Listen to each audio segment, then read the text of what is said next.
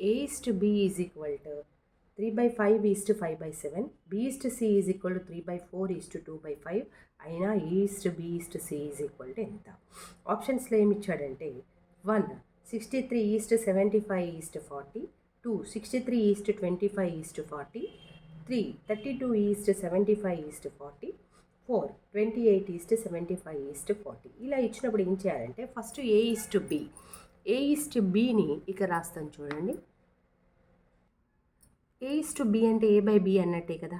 ఇప్పుడు నేను దీన్ని ఏం చేస్తానంటే A ఇంటూ బీగా రాస్తాను. అంటే 3/5 దీన్ని ఇక్కడ ఇంటూ చేంజ్ చేస్తే అంటే బై అనేది ఇంటూ చేంజ్ చేస్తే ఏమవుతుంది, ఇది రివర్స్ అవుతుంది, అంటే 7/5 అవుతుంది.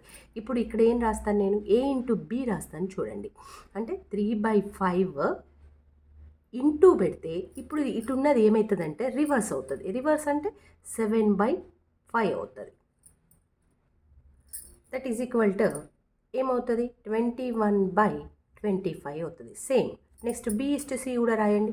B is to C is equal to అంటే ఏంటి B/C అన్నట్టే కదా. ఇప్పుడు నేను ఇక్కడ దీన్ని ఏం చేస్తున్నా అంటే ఇంటూ రాస్తున్నా అంటే 3/4 ఇంటూ నెక్స్ట్ ఏమవుతుందంటే 5/2 అవుతుంది. అంటే ఇది ఏమవుతుంది 15 అంటే 5 3 15/8 అవుతుంది. 15/8 అవుతుంది.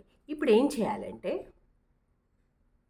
ఇప్పుడు చూడండి A is to B, B is to Cలో రెండిట్లో కామన్గా ఉంది ఏంటంటే B. ఇక్కడ B ఎంత వచ్చింది, సో ఫస్ట్ దాంట్లో B ఎంత, A is to Bలో 25, సెకండ్ దాంట్లో B ఎంత 15. 25 15లో ఏం చేయాలంటే LCM చేయండి. 25, 15 LCM ఎంత వస్తుంది, రెండింటిని చేస్తా అంటే 75 వస్తుంది. ఇప్పుడు మనం ఏం చేయాలంటే ఇప్పుడు చూడండి ఫస్ట్ మనకి ఎంత వచ్చింది 21/25 అవునా, ఇక్కడ 75 వచ్చింది. అంటే 25 3 కింద 3 అంటే పైన కూడా 3 అంతే కదా. నెక్స్ట్ కూడా చూడండి 15/8.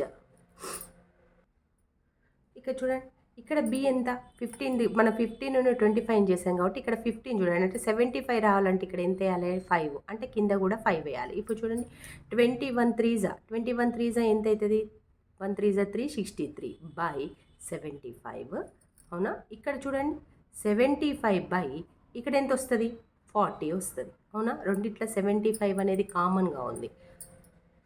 సో డైరెక్ట్ రాసేయండి. ఇక్కడ 75 ఇక్కడ 75 అంటే B వాల్యూస్ రెండు కామన్గా ఉన్నాయి. ఒక్కసారి రాస్తున్నా 63:75:40 అవునా. ఇక్కడ చూడండి ఇది ఏ ఆప్షన్ ఉంది, ఇక్కడ ఏ ఆప్షన్ ఉంది, ఇక్కడ ఫస్ట్ ఆప్షన్ ఉంది.